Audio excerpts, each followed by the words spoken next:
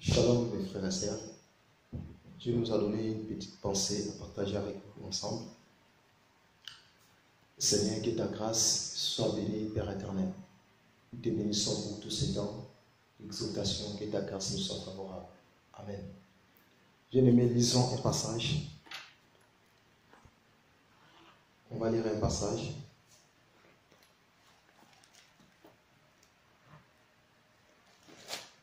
Dans les livres des psaumes. C'est des passages que nous tous nous connaissons.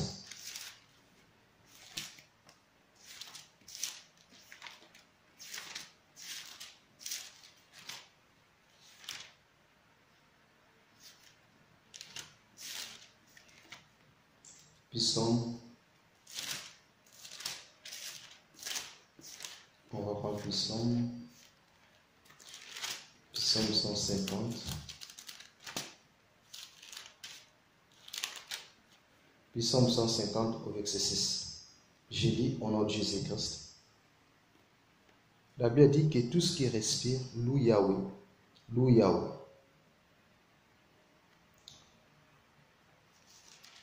Dieu est tellement bon. La Bible dit que tout ce qui respire loue le nom de l'Éternel. Loue Yahweh.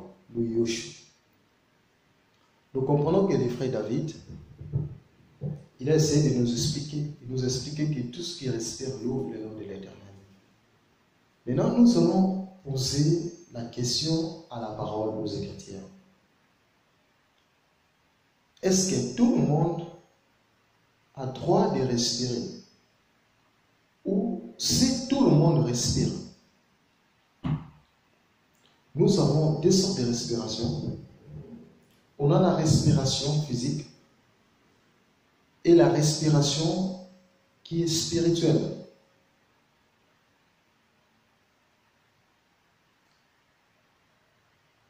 On respire de la manière des hommes et on respire spirituellement aussi.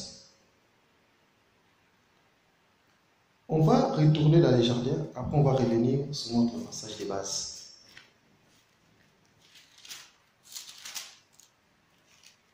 Pendant la création de l'homme, Genèse chapitre 2 au verset 7, je lis au nom de Jésus. La Bible dit, or Yahweh Dieu forma l'homme de la poussière de la terre, et il souffla dans ses narines un souffle de vie, et l'homme devint une âme vivante. Voilà. Nous comprenons que le Seigneur Yahweh, l'homme a été créé par la poussière de la terre. Dieu est rassemblé de la poussière de la terre. Et l'Éternel Dieu, la Bible dit, souffla dans ses narines un souffle de vie. Et l'homme devait une âme vivante. Donc, ça veut dire quoi? L'homme aussi, lorsque Dieu a créé l'homme, en réalité, l'homme ne respirait pas. L'homme n'avait pas la respiration. La Bible dit, l'Éternel Dieu souffla dans ses narines. Et la Bible dit, soufflant dans ses narines un souffle de vie, et l'homme devait une âme vivante. Donc en réalité, quand l'homme a été créé, il n'était pas devenu une âme vivante. Donc il est devenu une âme vivante à travers la respiration. Donc dans la respiration, il y a la vie. Dans la respiration, il y a la vie. Parce que tu ne peux pas marcher sans la respiration. Si tu ne respires pas, tu ne pourras jamais marcher. Même si on voit dans ce monde, sur cette terre, on voit il y a des gens qui disent qu'ils ne croient pas. Nous disons que non, ils croient à quelque chose. Parce que la respiration, ils ont. La respiration là. S'ils n'avaient pas la respiration, ils ne devaient pas parler. Ils ne devaient pas marcher. Avant de faire tous les mouvements, avant de devenir un être vivant, il faut avoir la respiration. Donc si tu n'as plus la respiration, tu es mort. Et le frère David nous a montré, nous a expliqué, il a dit que tout ce qui respire loue Yahweh, loue l'Éternel, loue le Seigneur.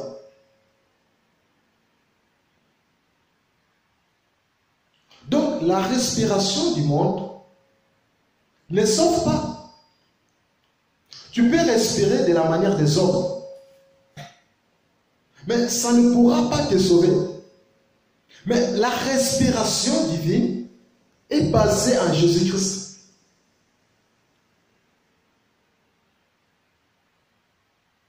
On va voir un passage pour expliquer qu'est-ce qu'est la respiration dans 1 Jean. Le témoignage de notre frère Jean.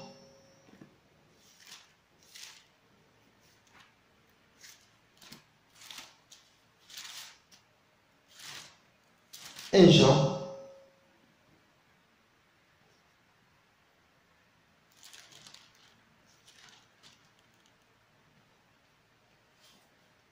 on va aller chercher là. Voilà, j'ai trouvé. 1 Jean chapitre 5. On va commencer au verset 11. 1 Jean chapitre 5. On commence au verset 11. La Bible nous dit: et ceci le témoignage, à savoir que Dieu nous a donné la vie éternelle. Et cette vie est dans son Fils. C'est le témoignage des frères Jean. Le frère Jean nous expliquait: le royaume des cieux est basé sur son Fils. Et voilà, c'est pour cela que Dieu nous a donné son Fils afin de nous donner aussi la vie éternelle. Le verset 12 dit: celui qui a le Fils a la vie. Celui qui n'a pas le Fils de Dieu n'a pas la vie.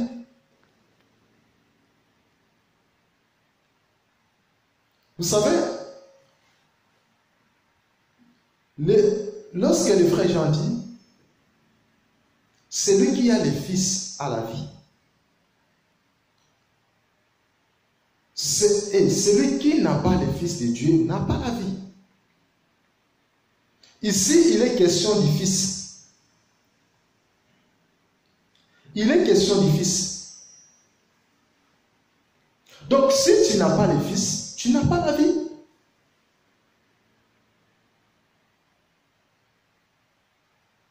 Il y a beaucoup de gens qui marchent, beaucoup de gens qui parlent, mais ils n'ont pas la vie. Donc, la respiration, c'est la vie. Parce que la Bible s'interprète elle-même. La respiration, c'est la vie. Donc ça veut dire, celui qui n'a pas le Fils, il n'a pas la respiration. Et le vrai David a dit que tout ce qui respire loue Yahweh, loue l'Éternel. Donc avant de louer le Seigneur, il faut avoir le Fils en toi.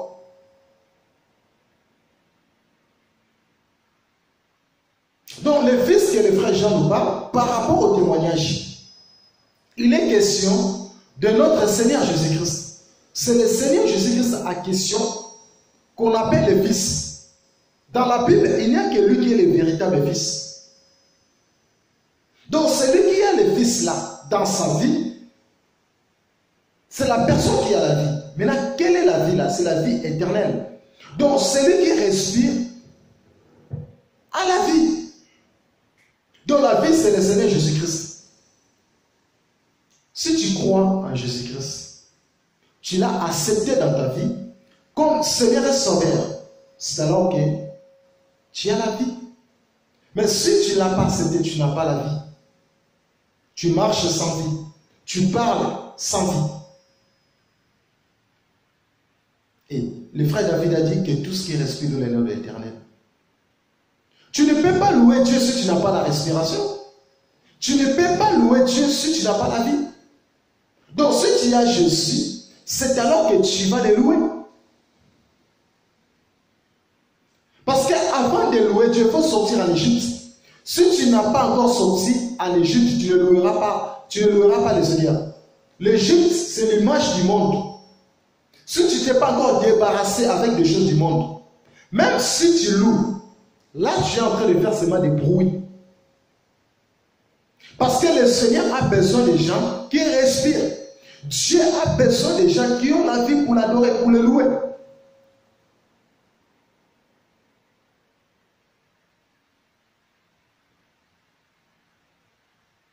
Tu ne peux pas louer Dieu si tu n'as pas la respiration.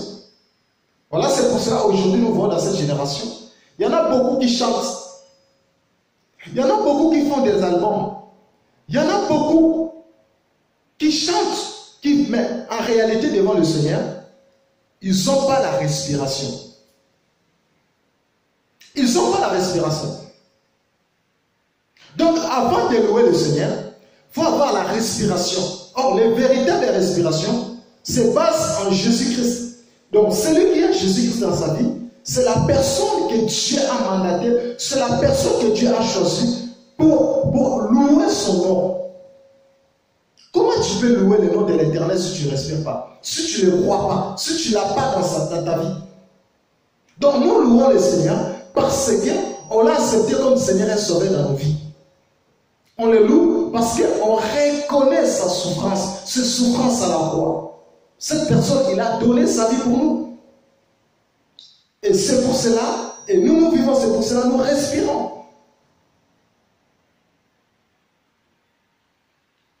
Dieu a besoin des chrétiens qui respirent. Il a besoin des enfants de Dieu qui ont le Fils aimé. Il y en a beaucoup, ils n'ont pas les fils aimés. Mais ils ont réussi leur famille dans leur vie.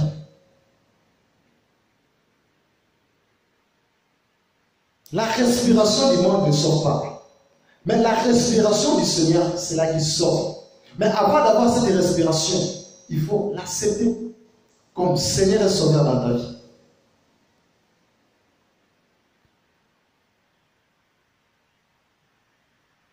Voilà, c'est pour cela que le frère David a dit que tout ce qui respire loue le nom de l'Éternel, loue le nom de Yahweh. Il faut que le Seigneur soit loué.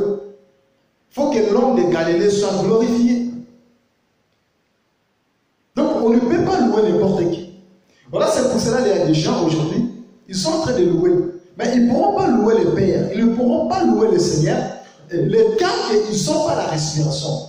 Et les gens qui respirent, les gens qui ne respirent pas, les gens qui n'ont pas les fils aînés, ils ne louent pas le Seigneur. Ils louent leur pasteur, ils louent leur assemblée, ils louent leur communauté, ils louent leur groupe.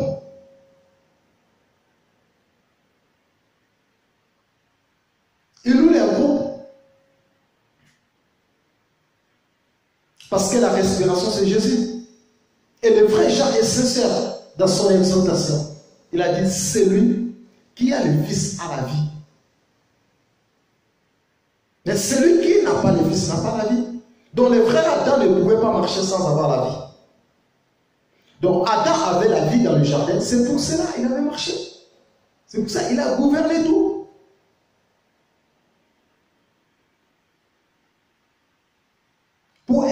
Pour louer le Seigneur, il faut avoir la vie. Il faut avoir Jésus dans ta vie. Il y en a qui crient pour rien. Il y en a qui sautent de gauche à droite.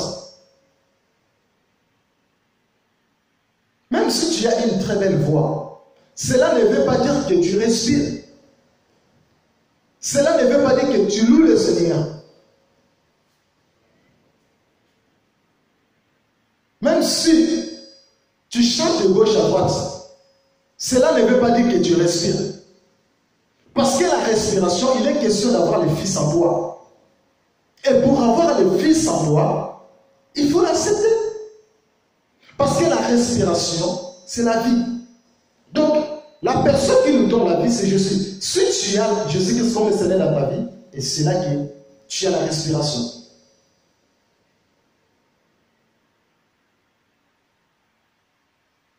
C'est pour cela que nous disons, par rapport à la parole,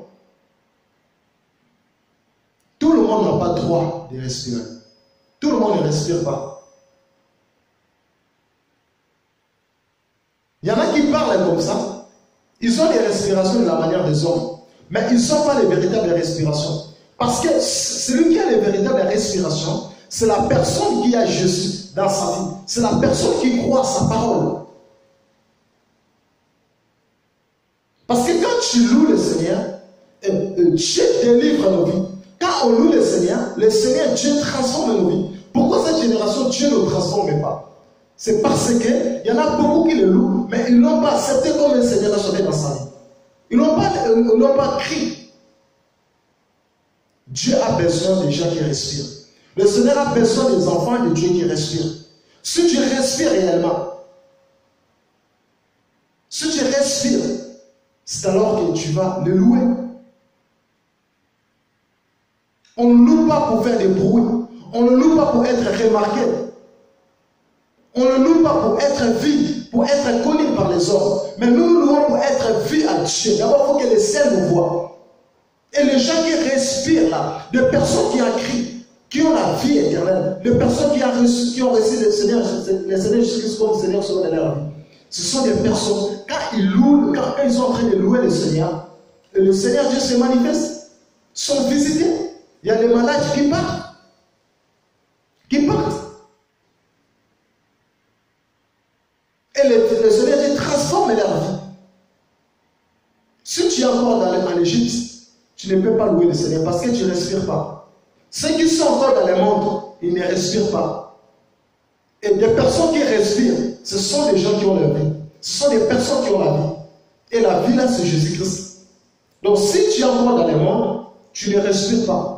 Même si tu pars dans l'assemblée pour aller crier, pour chanter, tu dis que tu loues le Seigneur. Mais le temps que tu n'as pas encore accepté dans ta vie, donc le Seigneur n'attend pas tes louanges. Dieu a besoin des enfants, des fils et des filles qui ont la respiration. Et la respiration, c'est Jésus-Christ de Nazareth.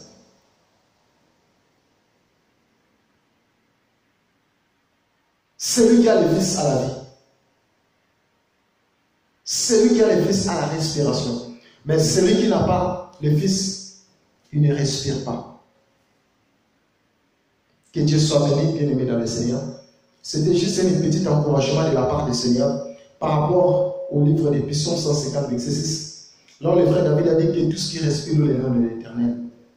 Cela veut dire que nous on essaie de partager sur la respiration. La respiration, je dis, c'est Jésus-Christ. Et ceux qui respirent, ce sont des personnes qui ont droit de louer le Seigneur. Et la respiration, c'est la vie. Or, la vie, c'est Jésus-Christ. Le frère Jean nous a expliqué, celui qui a le Fils a la vie. Et celui qui n'a pas le Fils n'a pas la vie. Donc, si tu as Jésus-Christ comme Seigneur et Sauveur dans ta vie, tu l'as reçu dans ta vie, donc tu as droit de le louer. Donc, si tu as Christ comme Seigneur et Sauveur dans ta vie, tu respires. Il y a des gens qui marchent, il y a des gens qui parlent, mais en réalité, ils ne respirent pas. Et des gens qui respirent, c'est qui ont Christ dans leur vie. Et ce sont des personnes aussi qui ont droit de le louer. Les églises aujourd'hui sont remplies de gens qui n'ont pas la respiration. La vie chrétienne aujourd'hui est remplie de personnes qui n'ont pas la respiration. Or, avant d'avoir la respiration, c'était Jésus. Pour respirer, tu peux voir que tu parles bien. Tu es intelligent. Tu as des capacités. Mais en réalité, tu n'as pas la respiration.